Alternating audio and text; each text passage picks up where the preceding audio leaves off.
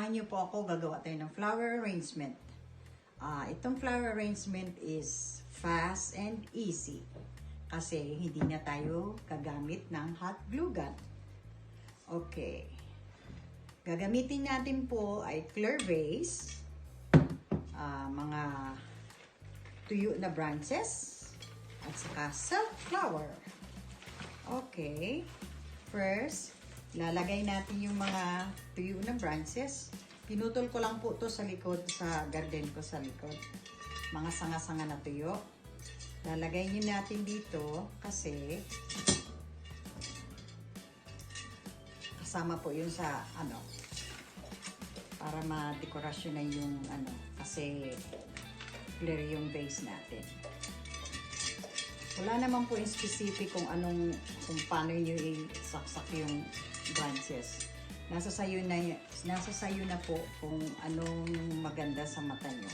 So, basta ilalagay nyo dyan. Sasaksak ng saksak lang.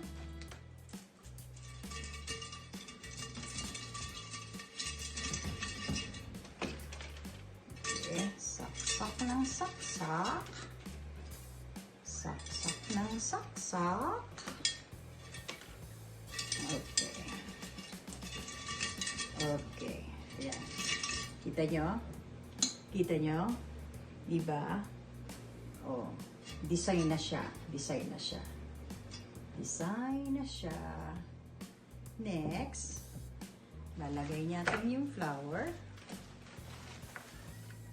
Ito, pwedeng yung putulin, pwedeng hindi. Pag gumagawa po ako ng flower arrangement, pang-bahay lang, normally hindi ko pinuputol. Pero kung pang-regalo, pang-benta, pinuputol ko po para pulido yung gawa. Kasi kung pang-bahay, eto, hindi ko pinuputol. Gawa ng after 2 months o isang linggo, mag-change kayo ng mind, gusto niyo naman ibang flower arrangement, hindi nasira to. Hindi putol. Then, pag pinutol nyo po to, tatago nyo to kasi pwede yan magamit sa next flower arrangement. Okay. Po-fold lang natin. Sasaksak lang natin. Saksak lang ng saksak. Kung makikita nyo dyan. Okay. Lagay nyo lang.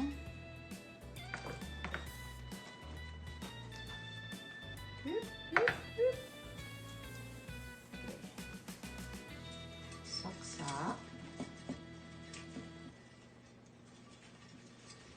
Uy, nalulod ba kayo dyan? Panurin niyo ako, Saksak. Madali lang, di ba? Then, lagyan natin ng unting puti dito. Parang baby's breath. Ayan na. Ayan na. Tapos na.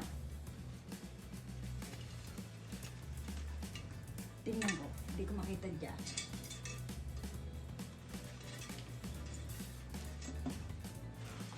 Ayan. Ayan. May nagtatanong kung itong flower arrangement na ganitong style is pwede sa fresh flower. Pwede po. Pwede po.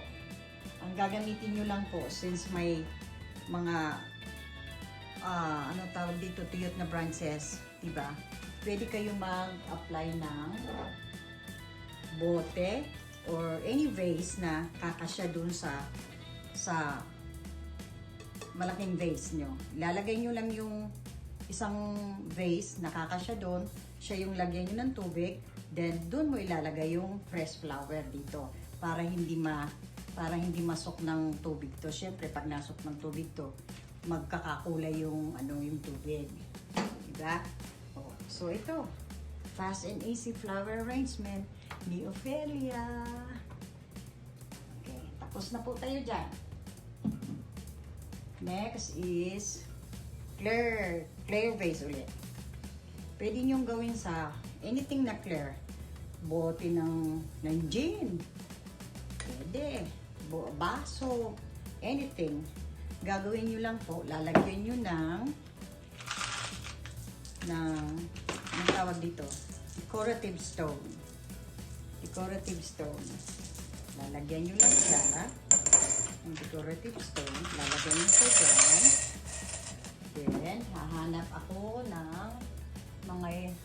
mga tira-tira ko tong bulaklak.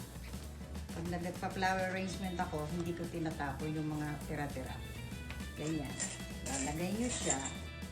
Lalagay nyo yung dahon. Dahon. Dahon. And yung flower.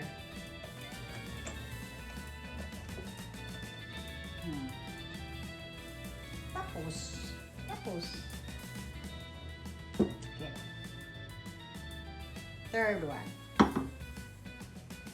Hanap ulit tayo ng, lalagyan ulit natin ng decorative stone. Decorative stone. Panuorin nyo ko. Panuorin nyo ako. Okay. Lagyan natin ng flower. Lagyan muna natin yung taas.